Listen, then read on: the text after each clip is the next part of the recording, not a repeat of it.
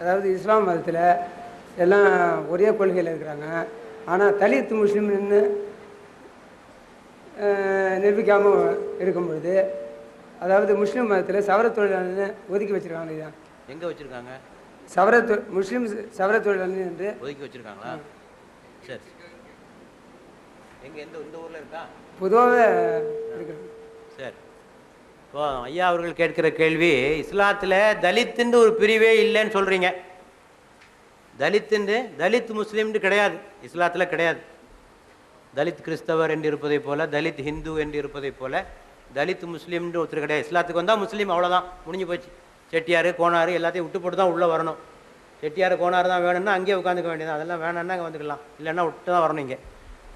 அப்படி இருக்கிற போது சவரத் தொழிலாளியை மட்டும் என்று ஒரு பிரிவை நீங்கள் ஏன் ஒதுக்கி வைத்திருக்கிறீர்கள் என்று கேட்கிறார். இது எந்த ஊர்களில் இருக்குன்னு எனக்கு தெரியல. முதலாவதாக நான் இஸ்லாத்தினுடைய நிலைப்பாடு என்ன என்பதை சொல்கிறேன். அப்புறமாக ஏன் அப்படிப்பட்ட நிலை உருவானது என்பதை பற்றி பின்னர் பார்ப்போம். முதலாவதாக, எந்த தொழிலும் கேவலமானதல்ல, அதை புரிந்து கொள்ள வேண்டும். சவரத் தொழில் என்ன கேவலமா? அதைத்தான் நான் முதலாவதாக கேட்க விரும்புகிறேன். கேவலம் அல்ல. சில கேவலமான தொழில் இருக்கு, மனிதனால் செய்யக்கூடாத மனித கழிவுகளை சுமப்பது. இது மாதிரியான சில தொழில்கள் இன்றைக்கும் இந்த நாட்டில் நடந்து கொண்டிருப்பது நமக்கு மிகவும் மன வருத்தத்தை தரக்கூடியதாக இருக்குது. மனிதனே சக மனிதனுடைய கழிவுகளை சுமக்கின்ற கொடுமை இந்த நாட்டில் இன்னும் நடந்து கொண்டிருப்பது. இது போன்ற சில கேவலமான விஷயங்களை விட்டுவிட்டால் மற்றபடி எந்த தொழிலும் கேவலமானதல்ல. நபிகள் நாயகம் அவர்கள் உட்பட எல்லா இறை தூதர்களும் எல்லா நபிமார்களும் ஆடுகளை மேய்ப்பவர்களாகத்தான் இருந்தார்கள். இதான் வரலாறு. ஆடு மேய்ப்பது ஒன்றும் கேவலம் கிடையாது. எல்லா நபிமார்களும் ஆடுகளை மேய்ப்பவராகத்தான் இருந்தார்கள். ஜக்கரியா என்று சொல்லக்கூடிய இறை தூதர் தச்சராக இருந்தார். தாவூத் அவர்கள் உருக்கு சட்டை செய்பவராக இருந்தார். ஆக இதெல்லாம் எந்த தொழிலும் கேவலம் இல்லை. கேவலமான தொழில் ஒன்று இருக்குங்க. அது என்ன தொழில்? யாராவது சொல்ல முடியுமா? விபச்சாரம்,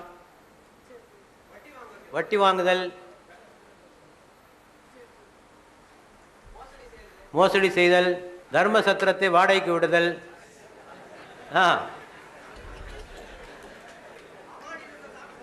அமானத்தை பிறருடைய பொருளை விழுங்குதல், லஞ்சம் வாங்குதல்.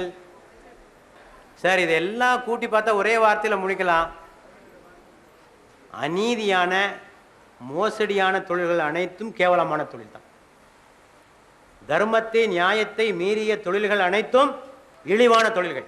அது லஞ்சம் வாங்குதா இருக்கலாம், அது வரதட்சணையாக இருக்கலாம், அது ஊழலாக இருக்கலாம், அது ஏமாற்றா இருக்கலாம், தர்ம சத்திரத்தை வாடகைக்கு விடுறதா இருக்கலாம், எதுவாக இருக்கலாம். ஆக இதுதான் கேவலம். சவரத் தொழில் ஒன்றும் கேவலமானதல்ல. ரெண்டாவது, இஸ்லாத்திலே தொழில் அடிப்படையில் சமுதாயங்கள் நிர்ணயம் செய்யப்படுவதில்லை. இன்ன குலத்தில் பிறந்தால் இன்ன தொழில், இவனுக்கு இந்த சமுதாயத்துக்கு இந்த தொழில், இவன் வேதம் ஓதுதல், இவன் வணிகம் புரிதல், இவன் நாட்டை காத்தல் என்று குற்றேவல் புரிதல் என்றெல்லாம் பிரித்து வைத்திருக்கிறார்களே, இது போன்ற தொழில் அமைப்பிலே உள்ள கட்டடுக்க முறை, ஹெரார்கியல் சிஸ்டம் என்று சொல்வார்களே, அடுக்கு முறை, படிநிலை என்பது இஸ்லாத்திலே கிடையாது. யாரும் எந்த தொழிலையும் பார்க்கலாம். நேற்று இஸ்லாத்திய தலைவர் கூட பள்ளிவாசலில் தொழுகை நடத்துவார். நேற்றைக்கு தான் இஸ்லாத்துக்கு வந்திருப்பார், இன்னைக்கு தொழுகை நடத்துவார், எல்லாரும் அவர் பின்னால் நின்று தொழுவாங்க. இதில் எந்த பிரச்சனையும் பார்க்க முடியாது. ஆக தொழில் அடிப்படையிலே இந்த குலங்கள் நிர்ணயம் செய்யப்படுவதில்லை என்பதையும் நாம் தெளிவாக புரிந்து கொள்ள வேண்டும். ஆனால் இவர் சொல்லுவது போன்று எங்கேயாவது நடந்திருக்கும் என்று சொன்னால் அது ஏதோ அந்த ஊரில் உள்ள ஒரு குறைபாடு. இது பரவலாக இருந்ததுன்னு வைங்க, முஸ்லீம்கள் எங்கெல்லாம் வாழ்கிறார்களோ அங்கெல்லாம் சவர தொழிலாளர்கள் ஒதுக்கப்படுகிறார்கள், அவர்கள் கேவலமாக கருதப்படுகிறார்கள் என்று சொன்னால் அது இஸ்லாத்தினுடைய தாக்கம் தான். அப்படி இல்லாத ஏதாவது ஒரு ஊரில் இருக்குன்னா அந்த ஊரில் உள்ள எவனை பண்ணுற அக்கிரமம், அவன் பண்ணுற அநியாயம் ஏதோ, இது மனிதனுடைய பலவீனம். தன்னை எப்படியாவது உயர்த்தி காட்டிக்கொள்ள வேண்டும், இது மனிதனுடைய பலவீனம். ஏதாவது ஒன்று சொல்லி உயர்த்தி காட்டிக்கிறணும் தன்னை. அந்த அடிப்படையில் இவர்களாக சில பாகுபாடுகளை செய்து கொண்டு மனிதர்களை இழிவுபடுத்தி பார்க்கும் நிலை அந்த குறிப்பிட்ட ஊரில் இருக்கலாம். இதற்கு இஸ்லாத்திலே இதற்கு எந்த வகையிலும் பொறுப்பேற்க முடியாது. முழு முஸ்லீம் சமுதாயம் இதற்காக பொறுப்பேற்க முடியாது என்பதை நான் சொல்லிக்கொள்ள விரும்புகிறேன்.